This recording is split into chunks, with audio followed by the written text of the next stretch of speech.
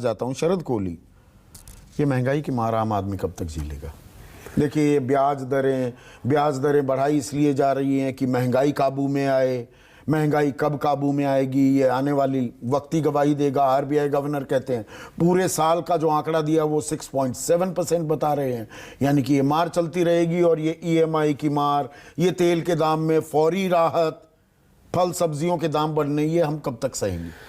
देखिए, ये जो इंटरेस्ट रेट है, इसको समझिए एक एंटीबायोटिक है और आपका 10 दिन का कोर्स है, और मुंह में जब डालिए कड़वी लगती है, पर कुछ पीरियड ऐसा है, अब मैं इसको दवाई से हटके इस पे ले आता हूं, कुछ पीरियड में आपको डबल मार पड़ेगी, इसमें कोई दो राय नहीं, क्योंकि इसका जो इंपैक्ट होता है संदीप, वो इंपैक्ट आपको 3 से 4 क्वार्टर में दिखाई देगा। मतलब जो इंटरेस्ट रेट बढ़ाना जिस पर्पस के लिए बढ़ाया जा रहा है, जिस मकसद को लेकर बढ़ाया जा रहा है, वो 3 से 4 क्वार्टर में दिखेगा। मतलब महंगाई पे असर। हालांकि मेरा ये साथ में मानना है, और ये जफर भाई मुझे लग रहा है बहुत अच्छे से समझते होंगे, कि ये जो इन्फ्लेशन है ये आपकी कॉस्ट पुश इन्फ्लेशन है, ये डिमांड ड्रिवन। मैं वही तो समझ नहीं आ रहा, ब्याज दरें इसलिए बढ़ाई जाती हैं, पैसे को स्क्वीज इसलिए किया जाता है कि भाई दुनिया पागल हो रही है खरीदारी करने के लिए। तो कौन खरीदारी कर रहा है? तो इसका आंशिक असर होगा आपकी, अगर बात को, आपकी मेरी बात को हम समराइज करें, इसका आंशिक असर होगा और 3 से 4 क्वार्टर में होगा। तो कुल मिला के बात यह कि 3 से 4 क्वार्टर में आपको ईएमआई भी ज्यादा मिलेगी,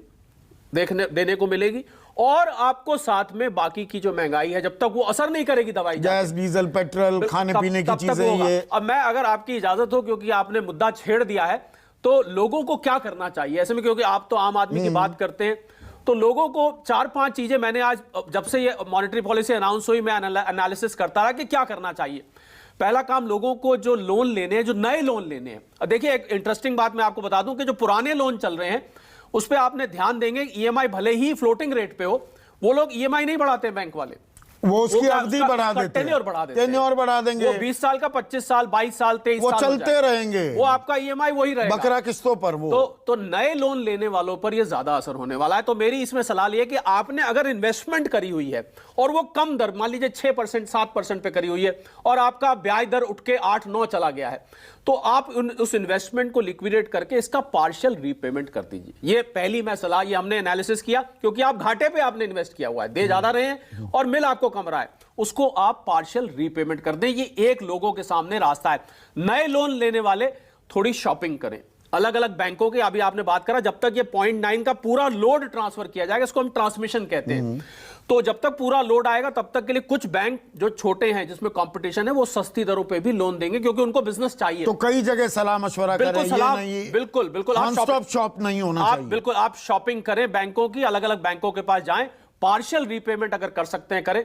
और जो सामान, अगर आप जबरदस्ती, कुछ लोग मैंने देखा है लोन पे ले लेते हैं कि उनको नहीं भी पैसे पड़े भी हैं, चलो भाई लोन पे ले लो, अपना पैसा निवेश किया हुआ है, जबकि निवेश किया पैसा कम रिटर्न। तो आप अगर लोन नहीं ले सकते हैं तो लोन को मत लीजिए कुछ टाइम तक। कुल मिला के बात मैं ये कहना चाह रहा था कि कुछ टाइम ऐसा रहेगा संदीप, जिसमें ईएमआई का लोड ज्यादा रहेगा, और अभी उसका दवाई का असर भी नहीं हुआ होगा, तो कड़वाहट भी मुंह में आएगी, और साथ में बीमारी, तो हमारी जेब पर दबाव बना रहेगा, हमारी आमदनी कैसे बढ़ेगी? बिल्कुल, बीमारी से, कमाई का, महंगाई से बच, देखिए महंगाई झेल लेता है आदमी अगर कमाई अच्छी है, तो कमाई पर भी दबाव हो और महंगाई की मार हो, ये डबल वैमी हो रही है। नहीं, डबल वैमी तो बिल्कुल हो रही है। कमाई तो कोविड के टाइम से ही इफेक्टेड है, इसमें कोई दो राय नहीं। उससे पहले भी जब हमारी अभी थोड़ा सांस लेने लगे थे, पानी के बाहर ऐसे हम निकलकर बिल्कुल अब लंबी सांस लेने के मूड में दिखाई दे रहे हैं। देखिए, उन्होंने तो उस बीमारी की दवाई निकाली है, पर दवाई मुश्किल यह है कि दवाई कड़वी है, बीमारी भी साथ में है। जब तक 5-10 दिन का कोर्स नहीं हो जाता,